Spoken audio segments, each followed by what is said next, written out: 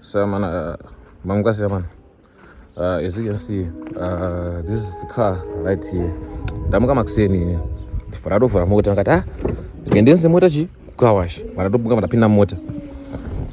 So ndapinda mota paipai. So what happened is like nezuro ndakashanda nomenya kushanda ngombe ndakatoshanda vanabaya ku trip inobaya mutown vanaenda kuborodale ndabveko vanaenda kuchitungiza ndadzoka kuchitungiza vanatodzoka padeni ndangubata trip ndodzoka padeni vanatodzoka vanapaka panapa I think around 11 vanatopinda mudeni vandarara. So zvinoita zvozonzo muraini mangu muno mune mota dzakawanda dzinopaka panze. Let me show you. Handisi ndikandopaka panze. Don't mind the chair chikwira noise. You see, if you see this car inopaka panze pane imwe inopaka apapo pagedhi apapo, and then this car yauriona apa inopaka panze, and that car was as well inopaka panze. Koita panapa pane tenga apa inopaka apa padeni pangu apa, you see, and then ini ndinopaka panapa, you see. So ndapepuka makuseni zvangu ndambutsa mota ngati ngendenze mota chi mukawashi ndifana kugeza ndikusuka chi maplace angu ari mudhenu ndaisa mota mugiya ndonzwa mota ingoti ironzvimbo 1. I was like, so pfungwa dzangu ndafunga pangu maybe yakabuda chi drive shaft kana chi ball joint, maybe mota isikudonza because mota diki dzinodzodzwa nevhiri wari kuleft go, and then varati ngendo mai ndotasa panza apa maybe mota inogona yachikoka chi ball joint pavhiri amene ndo zvanakufunga, and I was shocked. Hana yangu yangoro wakawana. I was like, they did it. Guys, guess what? Ndaroerwa 2 tyres. But one thing that I'm happy is unfortunately they couldn't manage to open the car because ndakailoka zvangu madoors vanokwanisa kuvhura kana kupwanya kuti vatore battery, but vakwanisa kurowawo 2 mavhiri avo mana vawina. But the other thing pfungwa dzangu dzikundifungira ndosota vanhu ndovaita sei ndovasota because the blunder yavaita kavasiya mawheel cover ari pasi, and mawheel cover vabati ava I can just take them ndoona zvekuita nawo. I mean, like, and I can see what to do with them. And then so I just texted Murongo and told him those are Tiga, and I'm still waiting for his response now, you see, because it's not my fault, it's not his fault as well. So I need to move out from like this place as soon as possible. And so long ndofarong itombopaka moto car park or ndofarong itosvika panapa kuma AM so that they won't do anything. But yeah guys, it's very bad. It's better to go and hustle, it's better to go and do something than to rob people. Anyways, let me show you right now. So yeah, you can see from here. So this is what they do. Luckily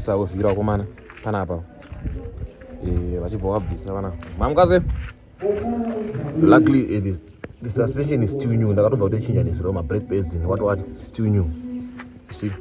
So pachigawa kumana nezvidhina mawuka apo asiyaisa pasi apo amene kumakangano. I think vamakangano because vatakura manuts in the wheel covers echinenge yarodambura chinhu chakabata mawheel covers sonchi cable tire. So I'm sure kuti vakangano mani green mawheel tires. So ndamuka mota yakachakurwa pana yakachekwa. As you can see, this is where I live there, and it's not far from the door, you see. So wangutora my chances. Because imagine this car has been dead for years, but I don't know if so much. So maybe it might be one okuziya maonero angu nangwara nekutoziya. And I thought the car is dead, let me take it to the car wash, and then I'm waking up to this. Can you imagine? Luckily they couldn't manage to take a spare wheel as well, because there's a spare wheel inside. Let me show you. There's a spare wheel here, you see, and there's a wheel spanner. They were going to take the battery as well. Let me check the battery if it's secured, you see.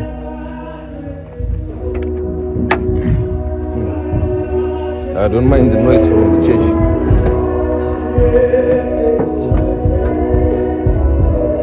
You see, if they manage to break the glass, they were going to take the battery as well, because like there's no security for that. Yeah.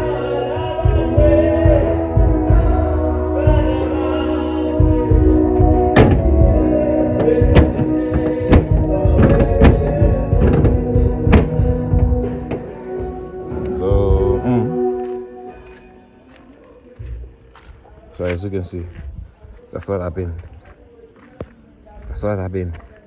So as we just in the next now, how far?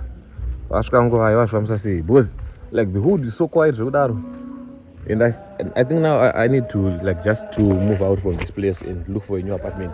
So if you know an apartment you're around secured place with a gate, or maybe security or something, please let me know in the comment section, because like Mawan, you understand?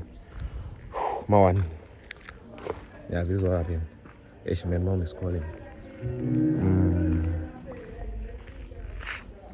Yeah.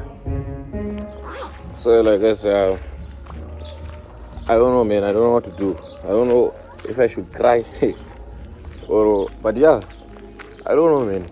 But shit happens. You understand? Now let me go and tell my friend. Shop and then I will show you also where the car park is. That's where I'm walking to right now to confirm the price. But I'm sure it's $1.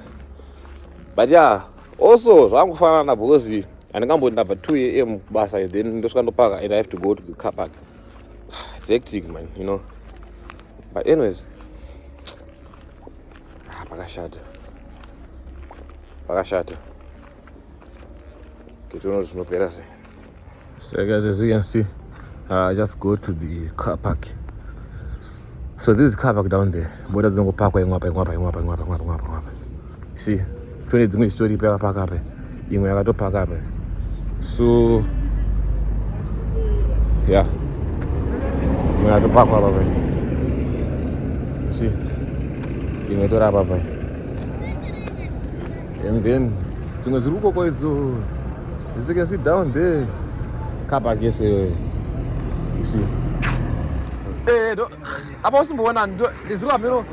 Then I got to Rara, then I got to Ramtura this tournament. One of the was made. The Benaba didn't my left. This is Papa past 10. Yes, I don't have around 10 to 11. In that Papa around 10 to 11 months young, Martin. Bakashat. Game orders are money greener. Game orders are my time offer. Or sharp, buddy. And as I've been a soccer away, right?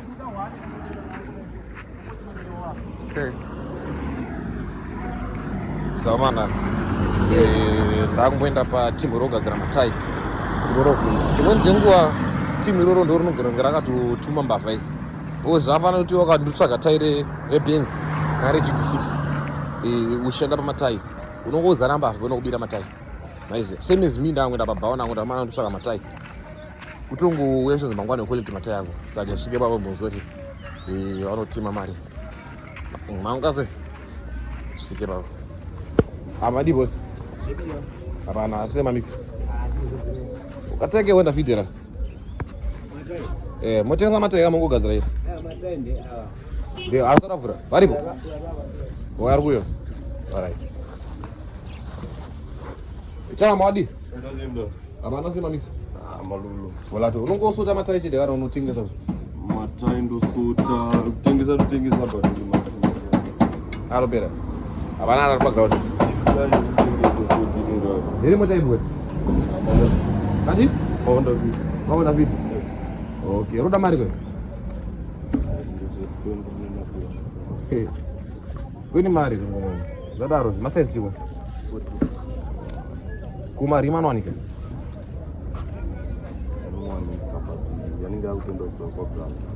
You want to walk as a list?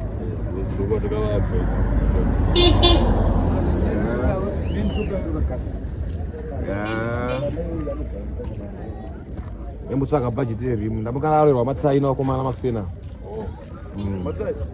Two matai. Amwandira two matai vakadojega. Two matai koma. Two matai. Kasera. Nemari yacho. Nemari macho. Vatomukwa vati zazidina. Vatomukwa vati pachinishamisa manje kuti muraini mangu mukuita sinde kando pake mu. Maraini basi pachicha. So mana Anzi 20 mari. Anzi 20 mari gani boshikana bokombe ya maprizes. Kutsaka kune rumwe team so amira se. So amira se. Azima wit. Mona za mojeng sama tai. Ayos. Masake nini? Amuna. Asi tai ne rimwe wada fit rapli ngalo ne mari. Tai ne wada fit rapli re wada fit rapli tai ne rimwe ngalo ne mari. Amari ne bogaza. Mari pagaza. Pagaza matema yakaguma maona matufa kiti. Masekeni. Manyoni. Alright. Saka marimu roughly ngamone mari pagaza. Pagaza ma 10.7. 10.7. Alright, pabongo mo. Ha? Ni separe kuchema chema. Wamaita bongo mo. Ndora nge 7 and 5. Shabirbo. So yeah mana. Magosa ndaro. Mdaro aita sampeso angadi tondirwa mara kawando. Anganditi $20 sai second hand. Abantu tozanzi bona akaguwa under $20. Tai nyowani 20-25. Saka anzi marimu ndo mana 7. So roughly zvese zvongota ma 35 to 40. Ndo maprice acho newa. Saka reke ndisvike kuti inonzi. Ndisvike kuti pamwe panogadzirwa matai ndibvunze kuti pane pamwe across the road apo. Ndobvunze papo ndodafa. And then yeah, I will see what's popping.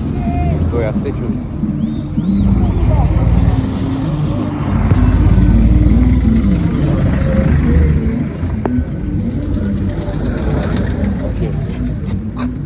Okay, so ande hapa tuona hapo. Okay, tinde papo tinzoti yafa. Tinzoti no chamari pane mataitai huko pa. Anongwara katondibira kuti kana. Ngasvike toni.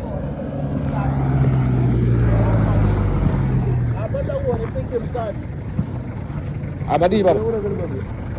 Wait a second. Anzi kwa mne matema, tumatema mavita Mario. Mire.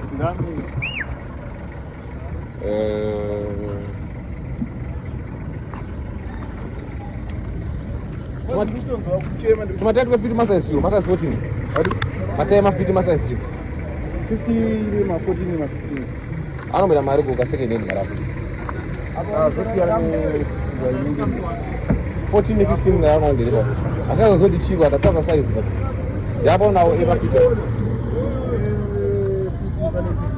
15 to 14. Oma 14.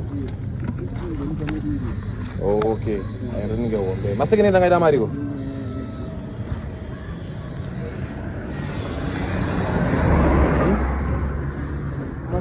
Yeah. $20. $20. Oh. Marima. Namzana saka marima. Namgana ro matai. Namgana ro matai basa sabu sana bonoti. Bana wari kuda mochienderere. Awanda kugadzirwa. Uzovaroda. Wai urivira kuti pachecha pakaita dinza. Vai badogara. Eso lero depasera. Pachecha. Yeah, iyo unozati amba akajeka kuti badwanika yakatengesera mu face maningini wokukona kuko acharoverwa kuti akaroverwa futi yakajegwa yakaroverwa wese kumashure aivo manje vavajeka kuside rekurodi kwasingaonekwa kwa side rekumba vanokwanisa jeka abvo varova 2 side kuko akararwa matai wakatombounobaya kwagasa ndambozoti kwagasa anowanika marime tasaka marime enzendo aido utazoti masize ti Guys, awa bocha moms. Andika. Awa boge. Alright. Alright boge, sike ndo nafa. Yeah. Ba magazali ndi moda akabata maru chine goshito tamana. Yakana yakachinjika ndine mari akadai so. Wabata. Aba still papo.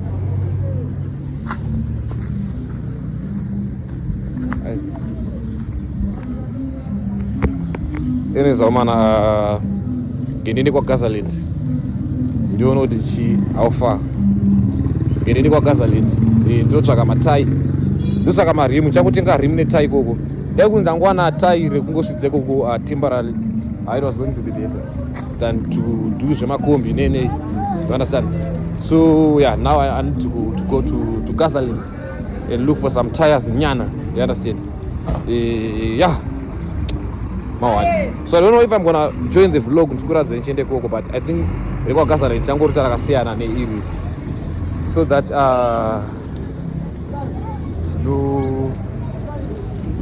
no azonye kurebesa vlog because I know you guys don't watch the vlog till the end. Munoona mchamba jamba, but now ngendele padini ndinotora mari and then I will go to Gaza like question. So yeah, make sure to stay tuned. Yes, guys, I beg guys, thank you for watching the video to the end. Make sure you like, comment, share, and subscribe to my YouTube channel for more and more content. You understand?